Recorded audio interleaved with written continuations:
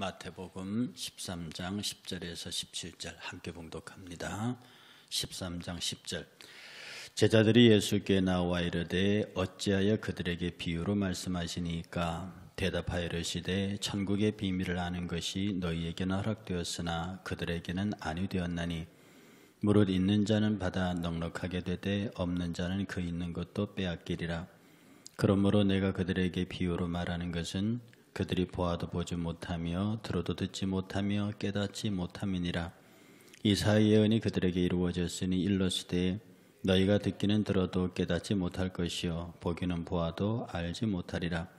이 백성들의 마음이 완악하여져서 그 귀는 듣기에 둔하고 눈은 감았으니 이는 눈으로 보고 귀로 듣고 마음으로 깨달아 돌이켜 내게 고침을 받을까 두려워함이니라 하였느니라.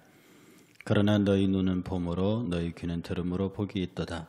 내가 진실로 너희에게 이르노니 많은 선지자와 의인이 너희가 보는 것들을 보고자 하여도 보지 못하였고 너희가 듣고자 하는 것을 듣고자 하여도 듣지 못하였느니라. 너희가 듣는 것을 듣고자 하여도 듣지 못하였느니라. 아멘. 어쩌면 이 성경 말씀들 중에서 가장 난해하다고 할 수 있고요. 또 참 적용하기가 어려운 말씀이기도 합니다. 또 여기서 핵심적으로 등장하는 것이 천국의 비밀이라는 표현인데요. 비밀은 알아야 하는 사람끼리는 토시 하나 틀리지 않고 알아야 되는 거지만 몰라야 되는 사람은 토시 한 자라도 알면 안 되는 겁니다. 그게 비밀입니다. 국가비밀 1급, 2급, 3급, 군사비밀 1급, 2급, 3급, 사람 개인에게도 비밀. 이 비밀은 예를 들어서 군인끼리 군대 갔다 오신 분들 암구호 있잖아요. 서로 암구호는 그 부대 내 병사들은 막 얼차려 받아가면서까지 그걸 외워야 되는 거지만 적이 그것을 알면 절대로 안 되는 거죠. 그래서 철저하게 아는 사람끼리는 단단히 알아야 되고 절대로 모르는 사람에게는 몰라야 되는 사람, 적들에게는 그걸 알려주면 안 되는 거예요. 왜? 그것을 적이 아는 순간부터 아군은 전시 상황이라면 괴멸당할 수 있습니다. 예수께서 씨 뿌리는 비유를 하셨어요. 지금 이 얘기는 씨 뿌린 비유를 하신 다음에 제자들이 묻는 겁니다. 예수님, 왜 비유로 하십니까? 그냥 말씀을 하시지. 왜 비유로 하십니까? 그렇게 물으니까 왜냐하면 제자들도 그 이해가 안 된단 말입니다. 제자들 씨 뿌리는 비유, 그런 비유를 처음 들었거든요. 그래서 예수님, 왜 비유로 하십니까? 그랬더니 예수님 대답이 천국의 비밀을 아는 것이 너희들에게는 허락되었으나 저희들에게는 아니다. 이게 너희와 저희를 구분해 놔요. 양과 염소를 구분하고요. 맏아들과 둘째 아들을 구분하고요. 너희에게는 천국의 비밀을 아는 것이 허락되어 있으나 저들에게는 아니다. 쉽게 말해서 저들이 알면 하나님의 나라가 공격당한다. 저는 이 말씀을 들을 때요, 제가 이 말씀을 준비하면서 가장 많이 낙서장을 썼습니다. 볼펜을 돌리고 연필을 돌리고 낙서를 하는데요, 이 말씀의 줄기를 정리하기 위해서 몇 번의 말씀을 정리하면서 너희에게는 허락되었으나 저희들에게는 아니다. 이 저희가 누굽니까? 유대인들입니다. 유대인 중에서도 대제사장들, 서기관, 바리새인들, 율법사들입니다. 그들이 세례 요한 앞에 나왔을 때요, 이 독사의 자식들아, 누가 여기 와서 너희들 보고 이 얘기를 듣게 했느냐? 아주 강력한 메시지가 나갑니다. 결국 이 비밀을 눈치챈 사탄의 세력이 예수를 십자가에 못 박죠. 그래 예수께서 당신의 때가 와서 본격적으로 내가 그리스도라고, 내가 이제는 십자가에 못 박아야겠다고 공개적으로 얘기할 때 사탄은 주저없이 예수를 못 박았습니다. 그 전까지는 예수께서 끝까지 아직 내 때가 이르지 아니하였다라고 말하는 거죠. 너희에게 내가 비밀을 이 비유로 말하는 것은 하나님의 나라에 대한 일을 너희들은 해야 한다. 그리고 하게 할 것이다. 그러나 몰라야 할 자들에게는 내 때가 이르기까지에는 이것은 감추어져야 하는 비밀이다. 그런 뜻입니다. 본문을 가만히 보면요. 무릇 있는 자는 받아 넉넉하게 되고 없는 자는 그 있는 것마저도 빼앗기리라. 5달란트와 2달란트를 받은 사람들에게는 갑절에 복을 허락하시면서요. 1달란트 받은 자들은 그마저 빼앗아서 누구에게 주느냐 하면 10달란트를 받은 자에게 줍니다.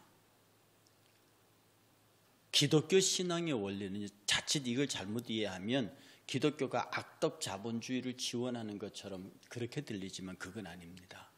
하나님 앞에서 은혜 받을 자, 축복 받을 자, 그들에게는 넉넉하고 한없이 축복하시겠다는 메시지입니다. 하나님께서 사랑을 골고루 주시는 사랑이지 보편적 사랑입니다. 구원의 은혜라든지요, 보호하심의 은혜라든지 이런 것은 모든 사람, 그리스도를 예수를 믿는 모든 사람들에게 공평하게 주어지지만 그 사람의 개인의 헌신과 충성도에 따라서 그가 부으시는 하늘의 복은 완전히 차별이나 그 차별의 정도가 어느냐면 있는 자에게는 더 주고 그렇지 못한 자는 그 있는 것마저도 빼앗기는, 이건 자본주의보다도 더 철저한. 그래서 교회는 민주주의가 아닙니다. 교회는 공산주의가 아닙니다. 교회는 자본주의를 넘어서는 철저한 신본주의의 원리에 입각해서요. 하나님께서 복 주시고자 하는 자를 끝도 한도 없이 복을 주시고요. 멸하시고자 하는 자를 이 땅에 흔적도 없이 만드시겠다는 것이 당신의 말입니다. 여기서 예수께서 인용하시는 게 이사야의 말입니다. 우리 이사야 예언을 한번 보겠습니다. 6장 9절입니다. 이사야서 6장 9절. 이사야서 6장 9절. 이사야서 6장 9절과 10절 함께 읽겠습니다. 이사야서 6장 9절. 여호와께서 이르시되 가서 이 백성에게 이르기를 너희가 듣기는 들어도 깨닫지 못할 것이요 보기는 보아도 알지 못하리라 하여 이 백성의 마음을 둔하게 하며 그들의 귀가 막히고 그들의 눈이 감기게 하라. 염려하건대 그들이 눈으로 보고 귀로 듣고 마음으로 깨달아 다시 돌아와 고침을 받을까 하노라 하시기로. 이거는 말입니다. 말이 조금 다릅니다. 이게 하나님이 염려하시는 거예요. 내가 염려하는데 이 백성들이 돌아와서 네 말을 듣고 고침을 받을까 내가 염려한다. 저는 이 말씀을 보면서 어찌 하나님이 이렇게 말씀하실 수 있을까? 진실로 무섭다. 버릴 자들을 이렇게 철저하게 버리시는가? 버릴 자들을 이렇게 철저하게 버리시는가? 예수님 자신 이사야의 주어는 하나님입니다. 내가 이 일을 염려한다는 거예요. 근데 예수님의 말의 표현은요, 그들이 주어입니다. 너희가 아니고 그들이 이런 일들이 일어날 것 같으니 그들에게는 그런 일이 일어나지 않을 것이다. 제가 이 본문을 이사야의 본문과 마태복음 본문을 놓고 비교하면서요, 우리는 보통 예수 그리스도를 사랑의 하나님, 사랑의 주, 사랑인 자비와 긍휼 이런 걸로 표현합니다. 그런데 예수님의 또 다른 속성, 하나님의 또 다른 속성이 뭐냐 하면은 공의의 속성이라는 것이 있습니다. 이 사랑의 속성만 강조되면 하나님은 50% 사랑과 50% 공의로 만들어진 하나님이 아니고 100% 공의와 100% 사랑이 어우러진 100% 하나님입니다. 그리고 우리가 사랑의 법만 얘기하면 하나님을 절반을 이해하는 게 아니라 완전히 이해 못하는 겁니다. 공의의 하나님만 이해하는 것도 하나님을 절반만 이해하는 것이 아니라 완전히 이해 못하는 겁니다. 우리는 공의의 하나님이면서 사랑의 하나님이라고 하는 두 측면을 완벽하게 같이 이해해야 예수 그리스도의 십자가의 보혈을 이해하고, 그러니까 그가 인간으로 오시고 가장 천한 자리에 계시다가 마지막 가장 처절한 죽음으로 죽으시는 예수 그리스도의 생애를 통해서 그가 우리에게 보여주시고자 하시는 것은 그가 택한 백성들에게는 상상할 수 없는 하나님의 구원의 은혜요. 버릴 자들은 철저하게 버리시는, 하나님 앞에 더 이상 상급받을 수 없는 하나님의 본질적으로 대항하는 사단의 세력에 대해서는 끝까지 그들의 존재를 응징하시는 악에 대한 하나님의 처절한 심판의 모습을 봅니다. 하나님은요, 악은 모양이라도 용납하지 않겠다고 그랬습니다. 그래서 사탄과 그 휘하에 들어가 있는 자들은 마지막에 전부 멸망의 구덩이로 다 쓸어 넣을 때까지 하나님은 홀이라도 남기지 아니하고 다 갚겠다고 하는 말씀입니다.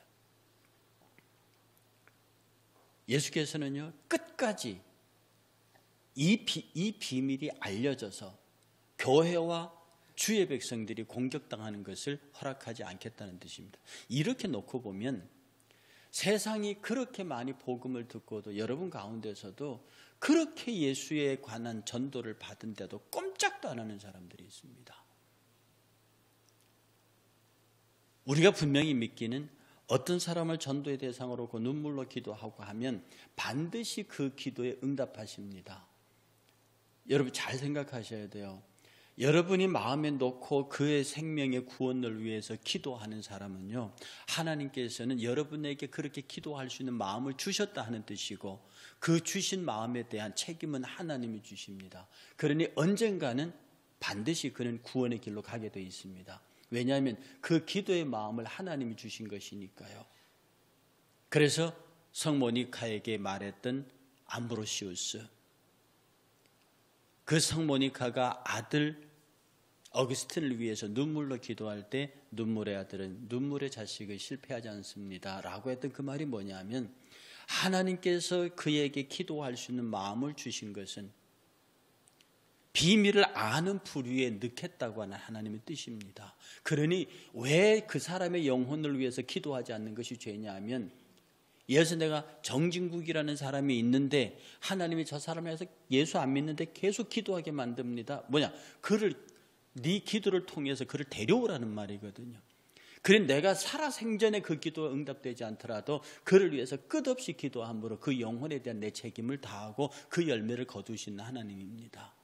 그런데 내가 그 영혼의 이름을 하나님께서 내 머리에 각인시키고 기도하게 하셨는데도 내가 기도하지 않지 않습니까? 그러면 하나님은 다른 방법으로 그 영혼에 대한 문제를 해결하시고요, 그것에 대한 책임을 나에게 물으신다. 이게 에스겔을 얘기하신 얘기입니다. 그런데 세상 사람들 중에는 복음을, 특히 내 기도 대상도 아니고 누구의 기도 대상도 아닌데 복음을 늘 자주 듣는 사람들이 있어요. 그 정도 들으면 누구는 진짜 전도자 하나 두고도 교회 오는 사람이 있는데, 늘 복음을 쉽게 들을 수 있는 사람들인데도 예수를 안 믿기는 고사하고, 그들이 예수를 만나긴 만났는데 철저하게 교회를 부수고 교회를 망가뜨리고 복음을 대항하는 사람들이 있다고요. 제가 한국 교회에서도 그런 사람들을 가만히 보면서 정말로 저주받은 영혼들이다. 어떻게 저렇게 악랄하게 주를 대항할까? 어떻게 저렇게 악랄하게 주의 말씀을 비난할까? 어떻게 저렇게 참으로 무도하게 교회와 세상을 같이 만들어 놓을까?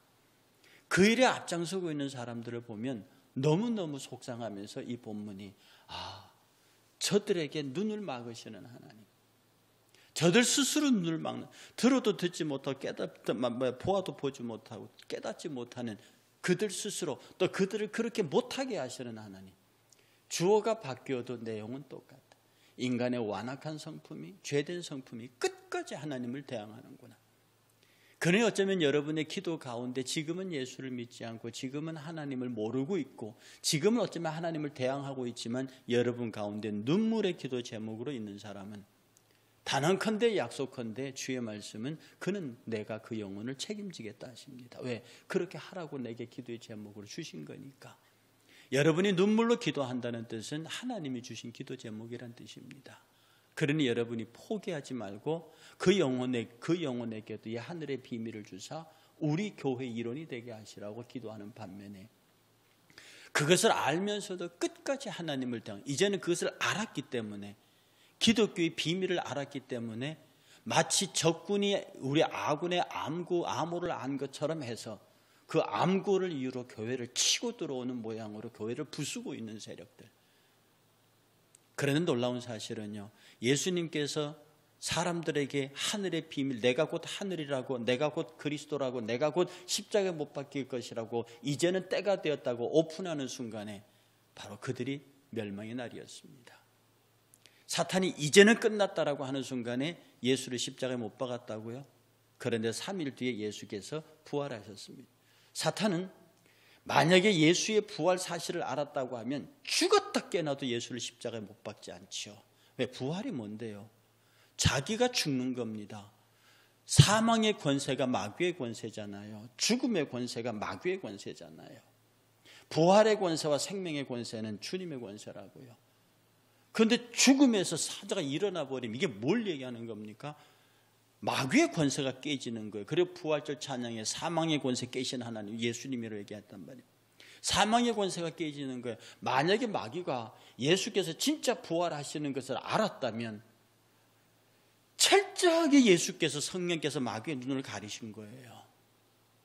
실제 예수께서 나는 부활이요 진리요 생명을 말씀하셨다고요. 나는 부활할 거라고 얘기했어요. 그런데 성령께서는 끝까지 마귀의 눈을 막으셨어요. 마귀가 그 얘기를 들어도 이해 못하게 했다고요. 보아도 보지 못하게 했고요. 들어도 깨닫지 못하게 했어요.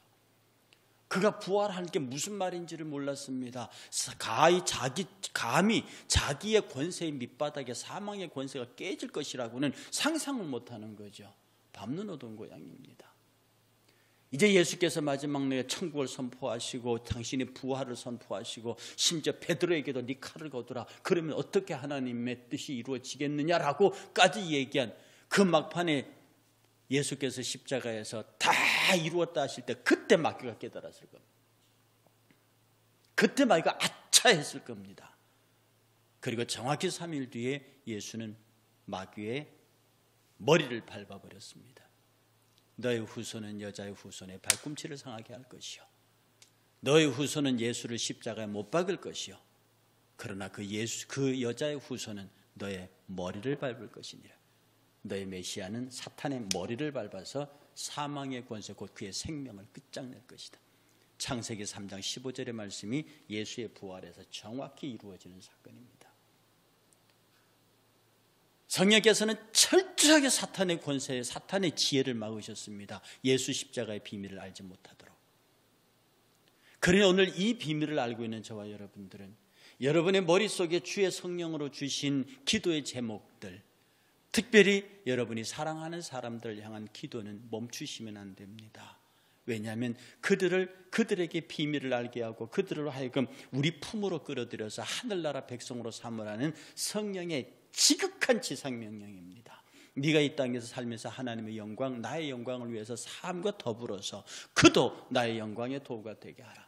너의 기도의 양을 따라서, 그를 향한 눈물의 양을 따라서 내가 응답하겠고 내가 알지 못하는 크고 비밀한 것으로. 이 성경에 비밀이라는 말이 굉장히 많이 나옵니다. 그래서 이단들일수록 이 비밀이라는 말을 많이 써요. 신비한 비밀, 무슨 비밀. 그래서 마치 뭐가 대단한 것이 있는 것처럼, 그래서 들어가 보면 그 교주 중심으로 끌고 가지만 오늘 교회가 가르치는 이 비밀은요, 주의 성령을 통해서 우리에게 너무도 밝히 말씀하신 저와 여러분들이 다 알고 있는 구원의 진리입니다. 그런데 세상은요, 이 얘기를 들어도 이해를 못해요. 그 눈앞에 벌어지는 상황을 보고도 이해를 못해요. 예수님 앞에 기적이 일어난다고 예수님 가는데 말씀을 들어 기적이 일어나고 하는데도 사람들은 그걸 봐요. 그걸 들어요. 그런데 그게 위대한 선지자가 나타나서 자기들을 그렇게 하는 것으로만 이해합니다. 그러니 그들이 봐도 들어도 이해가 안 되는. 그러니까 막판에 자기들이 기대했던 선지자가 아니니까, 자기들이 기대했던 메시아가 아니니까 십자가에 못 박으소서. 빌라도가 말하기를 이 사람의 피에 대해서 너희가 책임을 져라. 아, 그러겠습니다. 그 사람의 피를 우리가 우리 자손에게 돌리소서.